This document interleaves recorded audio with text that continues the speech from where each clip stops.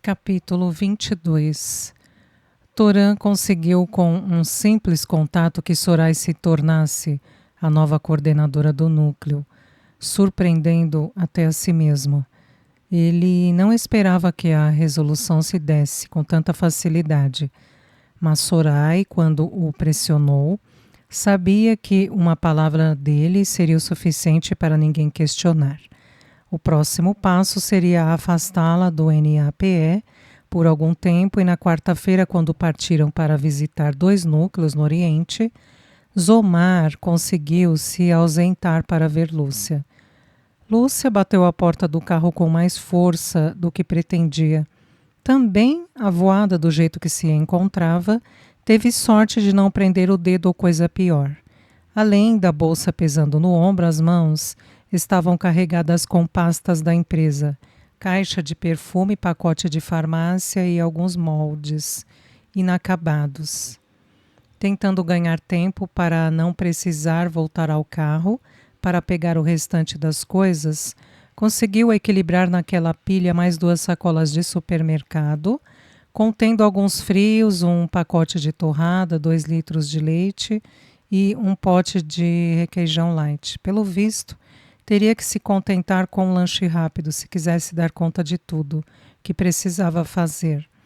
A pouca luminosidade da garagem do prédio, mais a pilha que se formou diante dela, impediram que visualizasse com nitidez o trajeto até o elevador de serviço, precisando contar com sua precária noção de espaço. O barulho de um carro dando partida e de outro passando bem próximo de onde estava fez com que diminuísse ainda mais o ritmo de seus passos, retardando assim a chegada ao corredor que dava acesso aos elevadores e à escada. Os braços dela já estavam doloridos quando conseguiu alcançar a pesada porta, mas nem chegou a tocá-la, porque foi surpreendida por um homem alto e magro, se oferecendo para ajudar. Lúcia, que vivia no limite de suas forças, jogou tudo pelos ares por conta do susto que levou, mas, quando viu o que fez, se abaixou para pegar seus pertences. O estranho gentilmente deixou a porta do elevador aberta e a ajudou a recolher algumas pastas que se espalharam pelo local. Obrigada por ajudar, mas não precisa. Rapidinho eu resolvo esta bagunça e libero o elevador, disse sem olhá-lo. É sempre um prazer auxiliar uma conterrânea. Respondeu com um leve sorriso nos lábios. Aquele inconfundível sotaque fez Lúcia interromper o que estava fazendo e se levantar apressadamente. Quem é você? Perguntou desconfiada. Ele manteve o sorriso no rosto ao se apresentar. É uma honra conhecê-la pessoalmente, Lúcia Viraldi. Eu sou Zomar, amigo de Toran. Zomar, Zomar, eu já ouvi esse nome. Eu e Toran trabalhamos juntos no NAPE. Provavelmente ele já comentou a meu respeito, explicou calmamente. Desde domingo que não nos falamos, será que aconteceu algo com ele? Pensou aflita. Toran está bem, não se preocupe. Ele me pediu para entregar isto, disse ao lhe dar um envelope lacrado. Lúcia segurou a carta com tanta força que as juntas dos dedos ficaram brancas. Estava curiosa e apreensiva ao mesmo tempo, mas achou melhor ler quando estivesse sozinha e calma. Ela fez uma rápida vistoria na figura desconhecida diante dela, percebendo algumas características que eram semelhantes entre os pertencentes àquela raça. A buzina de um carro e o barulho do portão automático se abrindo interromperam os pensamentos dela. Assim que se recompôs, disse: Desculpe a minha distração, acho que seria mais prudente se subíssemos para conversar. Eu também não considero aqui um lugar apropriado. Deixe-me te ajudar com estas sacolas. Prontificou-se abaixando novamente para pegá-las. Enquanto preparava 2 xícaras de café instantâneo, Lúcia voltou a ficar inquieta, sem saber se agirá certo. Amigo ou não de Torã, ele não passava de um estranho. Assim que se acomodou à modesta mesa da cozinha, Lúcia se preocupou em afastar um pouco a cadeira, aumentando a distância entre eles e impossibilitando um possível acesso aos pensamentos dela. Em seguida, bebericou o café, enquanto refletia se ele também se sentia desconfortável com aquela situação. Mas assim que levantou os olhos para observá-lo, teve certeza de que não, pois Omar se encontrava sorridente e bem à vontade, apesar de nunca terem se visto. Um pouco mais segura, Lúcia criou coragem e fez a pergunta que estava lhe deixando angustiada. Por que Torã não veio? Não me diga que já partiu.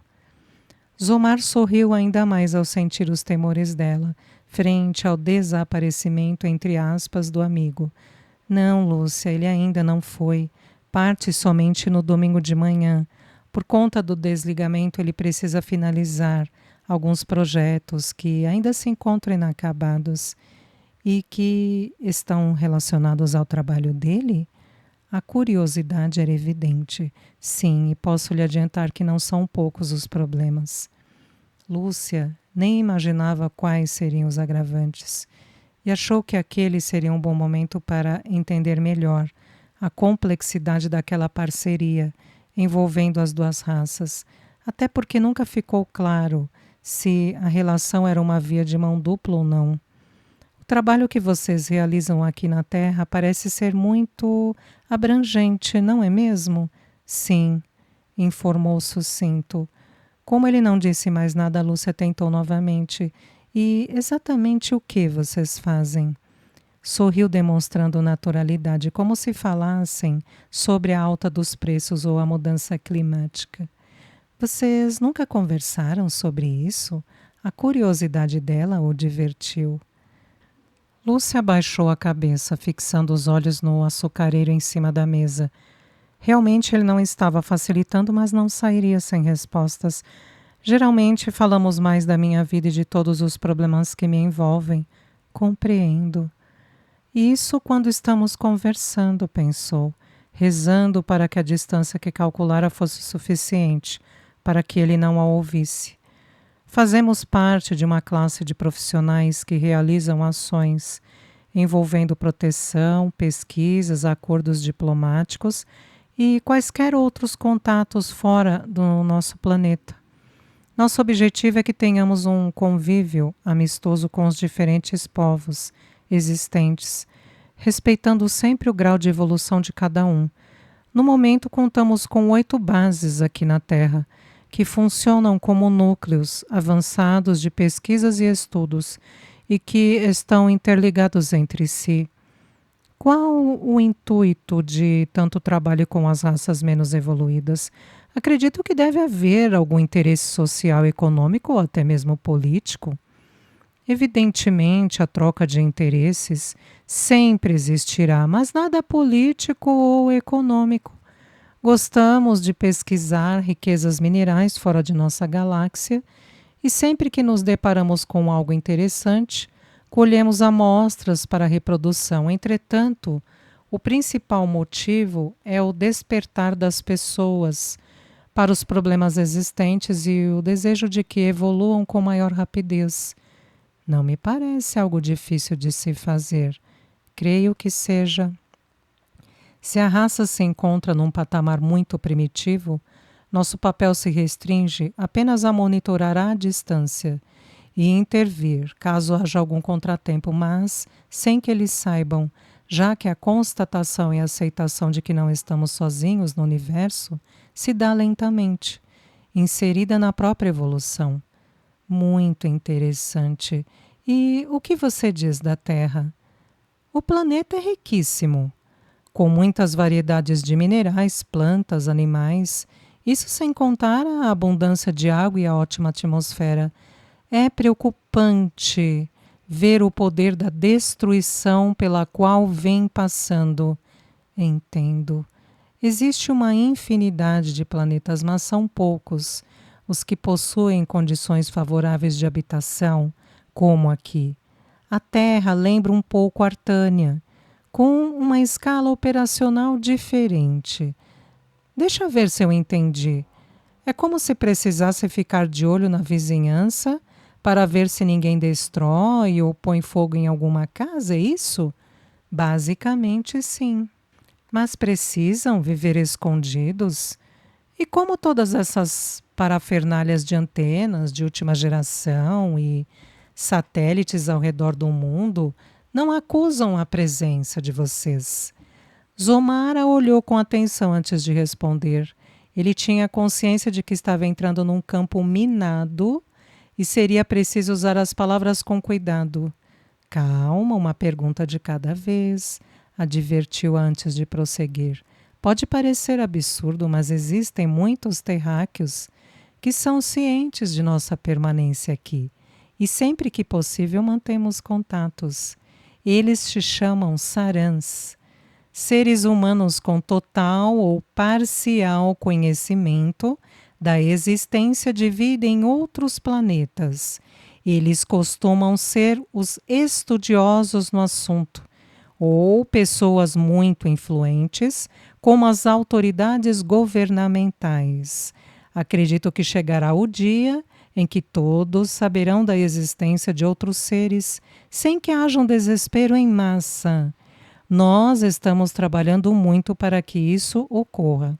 Sorrindo, continuou. E seguindo a sua linha de raciocínio, seria como descobrir que sua casa não fica mais num lugar afastado e isolado como pensava, e sim com uma vizinhança ao redor. Lúcia levantou-se e pegou um pacote de torradas. O estômago alertava que ela estava sem comer desde a hora do almoço. A maneira serena como expõe os fatos me faz acreditar que tudo é bem mais simples do que imaginamos, comentou voltando a se sentar. Zomar recusou o alimento que lhe foi oferecido com um gesto de mão e em seguida agradeceu. Certamente. Agora, em relação à segunda pergunta, o que vocês chamam de equipamentos de última geração, nós chamamos de antiquados e obsoletos. Nós utilizamos um campo de energia que nos torna invisíveis aos olhos dos terráqueos, sendo praticamente impossível qualquer rastreamento. Zomar analisou a expressão de sua conterrânea, a não ser quando permitimos que ocorram aparições de nossas naves. A pedido de alguns amigos sarans mais evoluídos, engajados no trabalho de conscientizar a população e desmitificar esse assunto ainda tão polêmico, mas é raro isso acontecer. Geralmente, o que se vê são meras projeções realizadas nos próprios núcleos. Mas o número de aparições das naves vem aumentando ao longo dos anos, não é? Sim, como já mencionei, faz parte do trabalho de conscientização. Infelizmente, a maioria das pessoas ainda precisa ver para crer. Lúcia pigarreou, indecisa, se deveria ou não fazer uma última pergunta, talvez a mais difícil de todas. Por fim, a curiosidade acabou vencendo o temor. Vocês abduzem as pessoas para estudá-las posteriormente? Indagou receosa. Também, depois de tantas pesquisas que fizeram na internet sobre relatos de pessoas que fizeram contato ou tiveram alguma experiência com ETs, não havia como não perguntar. Lúcia se tranquilizou com o sorriso que lhe foi dado. Não, evidentemente que não, somos vizinhos amigáveis, respondeu finalmente. Ela lhe devolveu o sorriso, constatando que a apreensão em relação ao visitante não mais existia. Aceita mais uma xícara de café? Não, obrigado. Daqui a pouco preciso voltar, não posso me ausentar por mais tempo. Provavelmente Toran explicou na carta que ficarei responsável por você na ausência dele, então aqui está o número que precisará contatar caso necessite de alguma coisa. Explicou ao entregar-lhe um cartão. Tem certeza de que não está acontecendo nada de errado com ele? Perguntou com o coração em pedaços. Ele realmente se encontra muito ocupado, mas a carta poderá esclarecer alguns fatos. Quanta cumplicidade! Não importa o lugar que vocês homens moram, no fim são todos iguais, comentou com um leve sorriso nos lábios. Zomar precisava concordar que ela era realmente encantadora e muito bonita. Eu posso fazer uma última pergunta antes de você ir? Claro. É sobre Toran. Ele nunca fala dele, apenas comentou que terminou um relacionamento com uma moça. Eu queria saber um pouco mais, se você não se importar. Talvez mencionar alguns fatos ajude a dar um empurrãozinho nesta relação, pensou Zomar confiante. Nós nos conhecemos há tempos e, nos últimos 5 anos, trabalhamos juntos aqui na Terra. Ele quase não fala sobre sua vida, mas é uma pessoa de caráter, leal, tem a consideração e o respeito de todos e possui extremo poder. Como assim extremo poder? Todos os artanianos têm as capacidades mentais desenvolvidas, alguns mais e outros menos, respeitando sempre a individualidade de cada um. Aqui também é assim, não é mesmo? Existem aqueles que possuem mais habilidades do que outros. Sim, claro. E o que isso tem a ver com ele? Toran tem uma capacidade de mentalização extremamente desenvolvida. É raro desejar alguma coisa e não conseguir. Fez uma pausa antes de prosseguir. O que importa é que ele está prestes a conseguir o cargo de comandante das forças aeroespaciais e, por ser muito respeitado por nossos superiores, acredito que irá crescer muito mais profissionalmente. Você esqueceu-se de mencionar o lado mandão dele.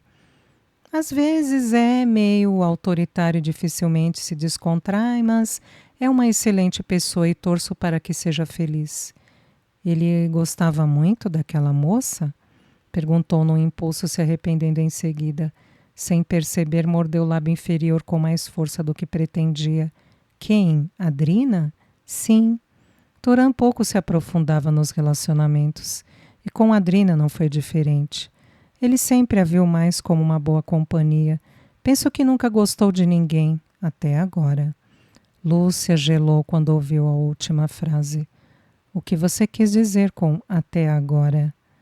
Eu preciso mesmo ser mais específico? Eu jamais o vi deste jeito. Faz 2 anos que olho para ele e vejo a frase estou amando, gravada na testa dele. Mas Toran apenas se deu conta deste sentimento recentemente. Parou por alguns segundos para analisar o impacto que aquelas palavras causaram nela. Você sabe que mexeu muito com ele, não sabe? Lúcia tentou não sorrir demais, para não demonstrar a alegria que explodiu dentro dela com aquelas palavras. Não queria parecer uma imbecil na frente dele. Depois de sofrer de saudade e de insegurança por vários dias, ela só tinha vontade de pular de felicidade e mandá-lo repetir várias vezes tudo o que disse, mas se conteve. O que eu sei é que ele também bagunçou a minha vida como jamais imaginei. O olhar dela ficou distante quando pensou em tudo que viveu naquele mês, mas logo voltou a falar. Prometo não o incomodar mais com as minhas perguntas. Se você me responder somente mais uma, tudo bem?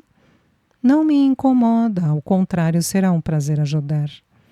Ele ainda tem chances de voltar a trabalhar aqui depois desse treinamento? Acho difícil isso acontecer.